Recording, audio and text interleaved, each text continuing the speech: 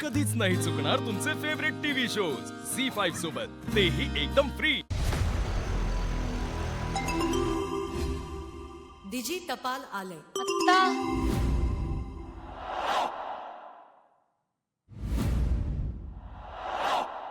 Pad ठेवली देवा, अरे आलं। गावरान ब्रोज मुंबई मॅन्शन मध्ये येऊन आता 5 आठवडे झाले आहेत। मुंबईत रमताना त्यांना गावाची आणि आपल्या कुटुंबियांची आठवण येतच असेल। मनातील भावना आपल्या प्रियजनांपर्यंत पोहोचवण्याचा योग्य माध्यम म्हणजे पत्र। जसे डिजी टपाल तुमच्यापर्यंत संदेश पोहोचवतं, तसंच तुमच्या मनातल्या भावना तुम्ही पत्रात लिहून काढा आणि ते पत्र फाउंटन एरिया मधील बॉक्स मध्ये टाका। तुमची ही पत्र आम्ही तुमच्या प्रियजनांपर्यंत पोहोचवू। मस्त। त्यापेक्षा एक एक कॉल लावून दिला असता 5-5 मिनिटं बोलायला ते बरं पडलं असतं। हे पत्र जाणार का महिन्यानं गावात? मला खूप इंटरेस्टिंग वाटलं, कागद पेन वगैरे दिलं होतं। प्रिय कुटुंब, मला तुमची खूप आठवण येते। मी इकडं बरा आहे, खरंच मी इकडं खूप खुश आहे। तुम्ही तुमची काळजी घ्या। मी इकडे आहे मी राहीन इकडे व्यवस्थित। बायकोला एक आठवण म्हणून आईला एक त्यांना एक सांगायचं होतं की मी कसं राहतो, मी एकदम चांगला आहे, माझी काही काळजी करू नका, तुमची तुम्ही काळजी घ्या, मी एकदम इकडे निवांत आहे। मुंबईमध्ये माझे स्वप्न पूर्ण झाले, मला समुद्र बघायचं माझी इच्छा पूर्ण झाली। ते त्यांची मी कधी खाल्लेलं नाही, कधी माझ्या खाण्यात नाही आलेलं, तसले सुद्धा चांगले चांगले पदार्थ मला खायला भेटायला लागलेत। ज्यावेळेस मी घरी आई मोबाईलमध्ये बघत होतो, मुंबईमध्ये ते मोठे मोठे रस्ते बघायचे, कारण की मोठे मोठे रस्ते बघायचे स्वप्न होते। आणि ती मुंबई फिरण्यात एक स्वप्न होते, कारण की मुंबईमध्ये आपल्याला काही माहीत नाही, मोठे मोठे रस्ते क्रॉस कसे करायचे ते आपल्याला माहीत नव्हतं, पण ते एकदम शिकलो आणि कसं मुंबईमध्ये फिरायचं ते सुद्धा माहिती झालं। नाही, हे तुमचं स्वप्नात नाही होतं ना, कारण की आतापर्यंत खेड्यापाड्यातच फिरत होतो, पण असे मोठे रस्ते नव्हते बघितले। करण्याचे तुमचं हो स्वप्न होतं। हो, म्हणजे असं भीती निर्माण असते ना माणसाची। आता आमच्याकडचे कसे खेडेपाड्यातले छोटे छोटे रस्ते असतात, मला चक्र मारले तर गाड्या येत नाहीत, पण इकडे मोठे मोठे गाड्या असतात, 24 तास गाड्या चालू असतात, पण ती कसे करायचे, म्हणजे तिकडे पलीकडे काढायला कसं जायचं कसं नाही, हे एक स्वप्न असतं। म्हणजे ते आपण केलं इथं आल्यापासून आणि करायला एकदम मजा आली ती। आता जसे माझे स्वप्न पूर्ण झाले तसे मी बी तुमचे स्वप्न पूर्ण करणार, असं मी लिहिलं। म्हणजे मला जसं जसं आठवत होतं तसं तसं मी लिहिलं की माझं ऐकून घेतलं असतं तर तुला समजलं असतं मी काय बोलते। मग मी त्याला सेम गोष्टी समजवल्या की आता टास्क कसे डिफिकल्ट होणार आहे, जुहानाला घंटा पण येणार नाही, आणि ते सगळे बोलतात ना ती खूप चांगली मेंटर आहे, ते ग्रुप एफर्टनी ती चांगली मेंटर आहे, आपण तिला हेल्प करतो म्हणून जाऊन ती कुठेतरी टास्क करू शकते। मग त्याला ते असं झालं की ओ असं बोलतो, पण असं तरी मी अर्जुनला पुढपर्यंत घेऊन जाणार, मला त्याला टॉप 5 मध्ये बघायचं। मी बोलले तुला स्वतःला नाही राहायचं? बोलतो हो, पण मला त्याला बघायचं, त्याला मला खेचायचं पुढपर्यंत, मी ट्राय करणार। मी बोलली आणि असा दिवस आला जेव्हा तू आणि तो समोर असेल, तू काय बोलणार आहे मी जातो घरी, यायला थांबा? बोलतो हो, असंच करायचंय। मग आताच बोल ना अर्जुनला, तेव्हा आम्ही जातो घरी, मी रेडी आहे जायला, आत्ताच्या आत्ता मी रेडी आहे घरी जायला। माझ्याकडनं चुकी बोलली असेल तर माफ कर। ओ शिट, परत ट्राय, चल ना, फुलच फेकलेत ना। पोरीनी एवढं बॅड हसू नकोस, मला चिड येते। सिरियस मॅटर आहे, सिरियस मध्ये बोलायचं तर बोल, नाही तर निघतो। मी तर मी सबूतदार गॅरंटी घेते, यापुढे जर अनुश्री बी guarantee घेईन। मी त्याच्याशी बोलणं बंद करून टाकणार। बघितलं तुम्ही कशी करा।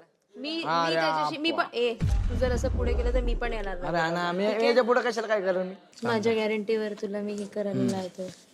हे आपले नाही, ते उचलून परत देणं पडलं। जाऊ। आणि एक सेकंड, आता ना त्याला लिहायचं आहे ना, एकट्याला लिहून द्या। मेंटॉर नसल्यावरती काय हालत होते आणि मेंटॉर जी हेल्प करते ते नसल्यावर काय हालत होते ते समजलं पाहिजे। कोणी हेल्प नाही करायची, रेवती तू पण नाही करायची, तुम्ही पण नाही करायचं, मी खाली जाऊन पण सांगणार आहे, त्याला एकट्याला लिहून द्या। जरा सांगतो की व्हायचं बाबा, काय नाव काय टाकलं? नाव काय टाकलं तू? जॉन पूछो ना उनको, नहीं पता रे। नहीं नाही, तू काय लिहिला? नहीं नहीं मी रेवतीला विचारलं आणि रेवतीने फक्त हे बोलली की आमच्या टास्क हे नाही आहे, हे मुले का टास्क आहे, आणि तू ते कावर लिहून राहिला मग? जाऊन दे आता, एवढे झालेले माझ्या सांग बोलत नाही। माझं मेंटर बी उद्या मी चाललोय। नीता खूप वाईट वाटतं। एवढं मोठं नाही जायचं, थांब। मी बरोबर करतो, चल तुम जाओ। नाही चाल ना जुगाड लाव. तुला माहिती माहिती कसं पत्र माहिती पत्र माहिती चल. मला असं वाटत होतं बा कवा जाईन मी कधी ते पत्र लिहून असं झालं मला. मग मी दारा खाली पळत पळत गेलो. तुला काय वाटतंय त्यांच्याबद्दल इकडचं काय वाटतंय मला काय वाटतं मग तुला म्हणजे तुला काय फिलिंग्स आहेत तुला काय फील होत आहे त्यांच्यासाठी काय अनुभव आहेत तुझे हे सगळं तुला त्यांना काय सांगायचंय तुझ्या भावना व्यक्त करायच्या आहेत त्या तू भावना व्यक्त करू शकतो या पत्रा थ्रू. अच्छा जोआनाला विचार जोआना मदत करेल तुला पण तिला लिहिता येत नाही ना तिला पण इंग्लिश मध्ये तर ती लिहू शकते ना. इंग्लिश मध्ये थोडं लिहायचंय. तर म्हणणं एवढंच आहे की तू दाबून राहू नकोस. जे काय तुला वाटतंय ना त्या पॉइंटला तू बोलून टाक कारण तुझ्या ह्या स्वभावासाठी तू इथे आहेस. आपण लोकांसारखे फेक आहोत का की खायचे दात वेगळे आणि दाखवायचे दात वेगळे. तू जे दाबून राहतोयस ना ते राहू नकोस. जे काय मनात असेल फटकन बोलून टाक. मी आहे तुझ्यासोबत तुझे साथ द्यायला. अथर्व आहे तुझे सगळे मित्र आहेत. पहिले सगळी असं स्वभाव विभाव भारी होता. कोण कोणाचं काय असं वाकड्यात जायत नव्हतं त्याचा विषय नाही. वाकड्यात जाणार सगळी गेम आहे म्हटल्यावरती. पण एखाद्याबरोबर भांडून वाईट होऊन मला असं आवडणं झालंय की मी आतापर्यंत जसा चांगला वागलो तसा चांगल्यापणाने गेलो तरी काही प्रॉब्लेम नाही असं वाटतं. हा तुझा पॉइंट ऑफ व्ह्यू खूप चांगला आहे. पण माझं काय म्हणणं आहे जर समोरूनच वाकडं वागत असेल माणूस तर आपण हाजी करत बसायचं का. मला वाटतं तिथं कमीपणा घेतलेला बरा वाटेल. कारण मला गेम जिंकायचा आहे पण चांगल्या पद्धतीने जिंकायचं. हा मग तुझा चांगला पॉइंट ऑफ व्ह्यू आहे ना की तुला चांगल्या पद्धतीने जिंकायचंय. तुझ्या डोक्यात जे काही असेल तोंडाने तू बोलू शकतोस ना समोरच्याला. 4 शिव्या घाल तू. शिव्या घालून तर शांत होशील. ठीक आहे ना पोरांना शिव्या घाल. पोरींचं जाऊ दे. पोरींना एका शब्दाने काही बोलायचं नाही. कधीच नाही बोलायचं. हे आता प्रणाली आली मला 3 बोलली तरी पण मी शांत आपला असू दे. कुठं पोरींच्या नादाला लागायचं म्हणून आपलं मी सोडून दिलं. तिच्याशी तू नाही बोलू शकत तू दीपकला सांग. कारण मी बोलायला गेलं तर माझ्या तोंडात एखादा वाईट शब्द जातो जाईल बिल. मला ते शब्द मागं घ्यायची सवय नाही मला. डायरेक्ट गेला तर गेला. तर काय होईल ते होईल. पुढला प्रश्न पुढं. मी माझ्या पद्धतीने गेम खेळायचा आता प्रयत्न करतो मी. बस टेन्शन घेऊ नकोस. आणि आता आपण नॉमिनेशन मध्ये आहोत तर महा टास्क आपल्याला जिंकायचा आहे. काही पण करू. ते लेटर पवननी जाऊन वर टाकलं.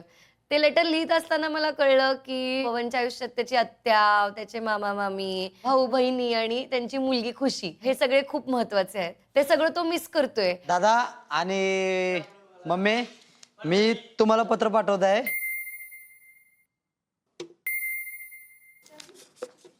मिस करतो त्यांना मी. चलो मिस यू 23 14.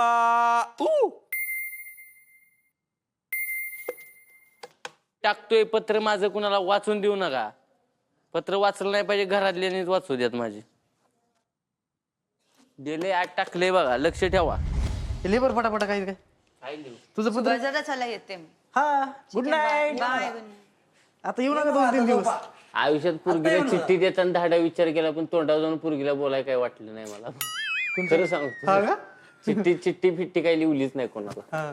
पत्र बित्र पहिले कुणाला चिठ्ठी पण लिहिलेली नाही पत्र पण डायरेक्ट काय असेल ते तोंडावर जाऊन माघारी नाही. मी अजूनपर्यंत कुठं लेटर बिटर चिठ्ठी बिट्टी असल्या काय लिहिलेलं. झी5 ॲप डाउनलोड करा आणि पहा सर्व एपिसोड्स एकदम फ्री.